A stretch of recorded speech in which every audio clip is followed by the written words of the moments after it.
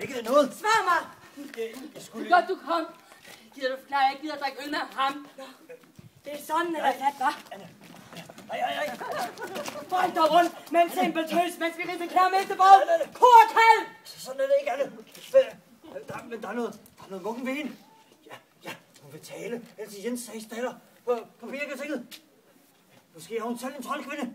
Og tænk mig, hvor der er ondskab. Hun har ikke været ved dyrene, vel? Rørt ved dem og manet djævlen ind i den. Signede død og ulykke over vores hus. Du er røvligt her. Ikke. Men hun har rørt ved mig, Anne. Ja. Måske bliver jeg syg. Nej, det er værre. Hun har set mit lem. Hvad har hun? Ja. Jeg stod fredeligt derovre og pissede. Ja, det har en ærlig mand vel ret til. Og så kom hun.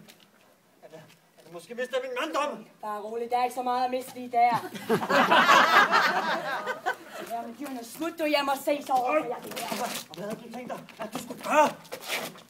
Egenhændigt og slæbe hende med over på Birketinget. Tåbelig kone. Ja, eller hellere din husbund gør, hvad der skal gøres. Ja, det kunne du lige være, Svend. Hun er slæbt afsted, for jeg ved den køb. Ej, når I så var. Jeg skal Tror vi, at det er dig, der nærmest er højt.